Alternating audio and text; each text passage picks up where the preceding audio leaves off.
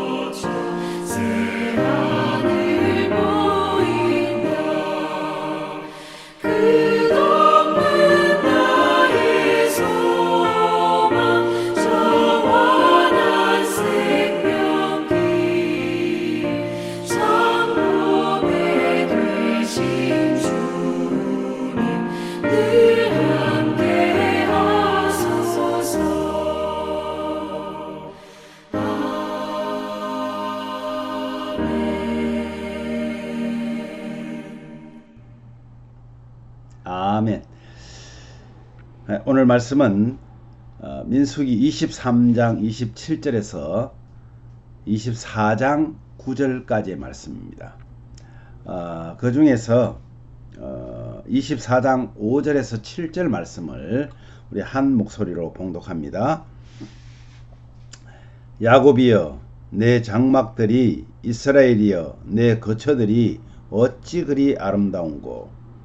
그 벌어짐이 골짜기 같고 강가의 동산 같으며 여호와께서 심으신 침향목들 같고 물가의 백향목들 같도다.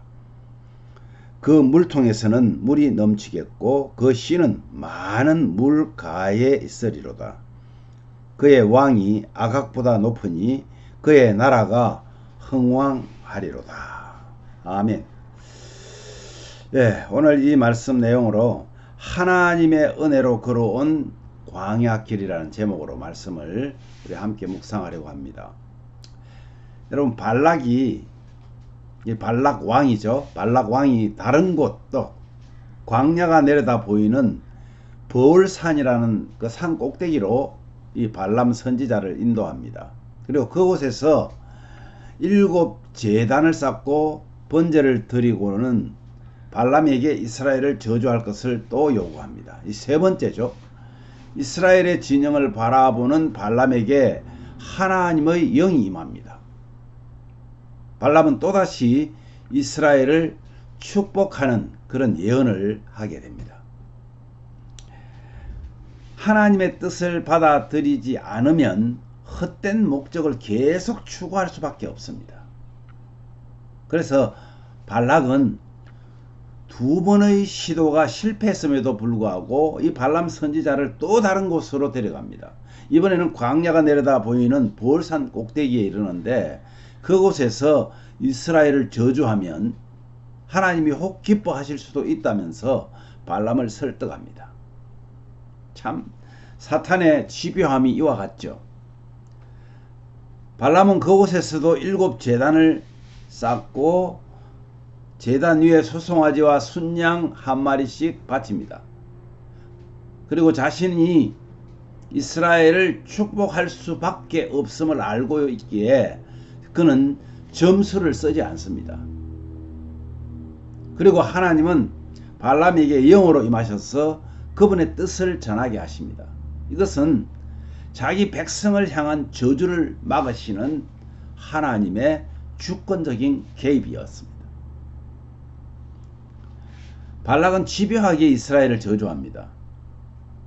하나님의 백성을 저주하려는 발락 왕의 끊임없는 시도는 호시탐탐 하나님 백성을 시험에 빠뜨리려는 사탄을 생각나게 합니다. 광야 인생길에서 성도가 초점을 맞출 것은 하나님의 말씀입니다.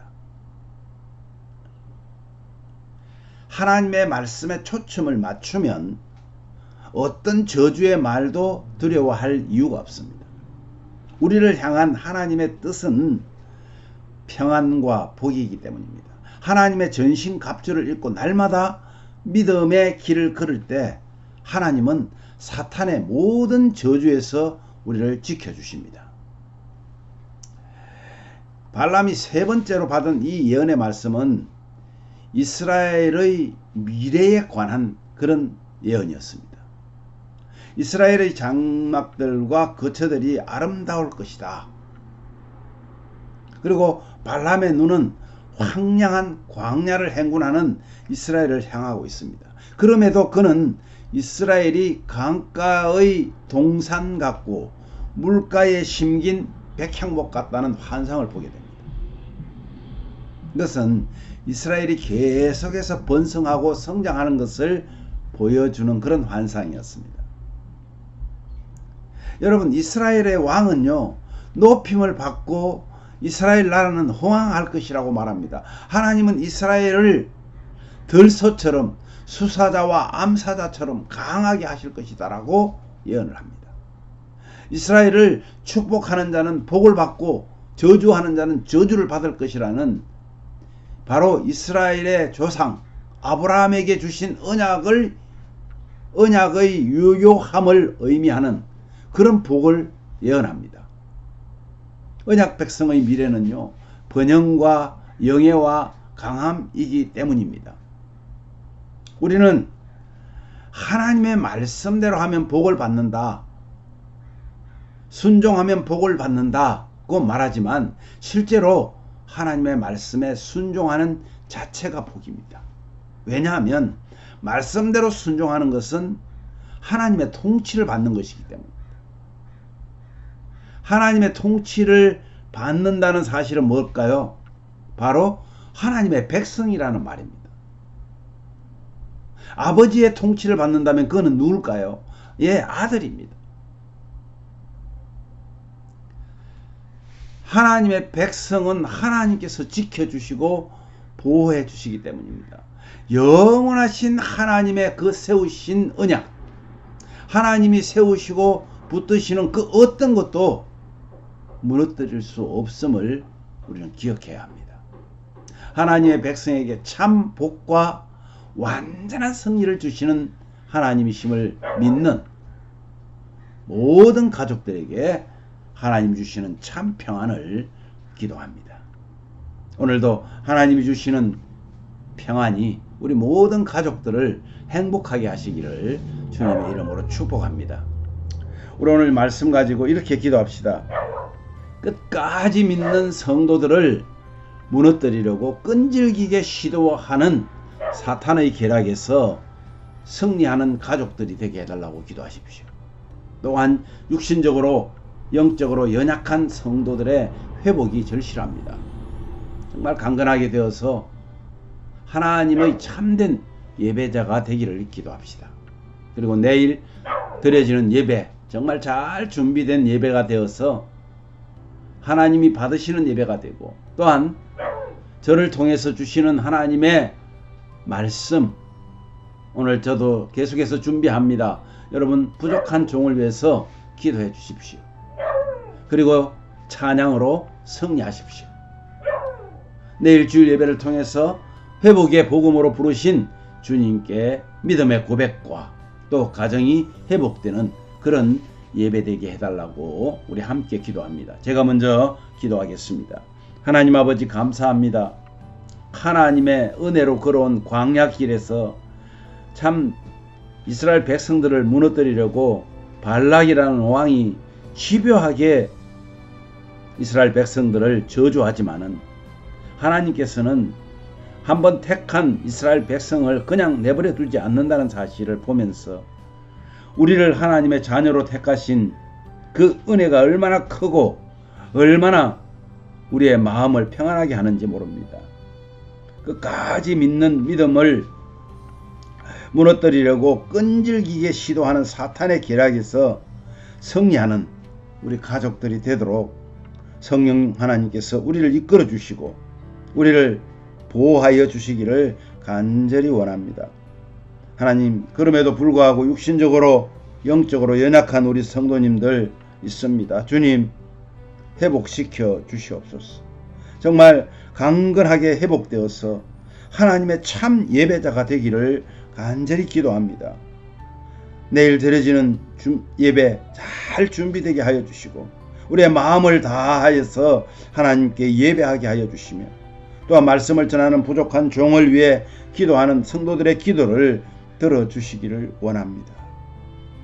그리고 우리 모든 성도들이 늘 입술에서 하나님을 찬양하는 찬양이 떠나지 않도록 은혜를 더하여 주시옵소서. 내일 주일 예배를 통해서 회복의 복음으로 부르신 주님께 믿음의 고백과 그거를 인해서 가정이 회복되고 참 예배가 회복되는 그런 우리 모든 성도들이 되기를 간절히 소원하옵고 거룩하신 예수님 이름으로 기도하옵나이다. 아멘.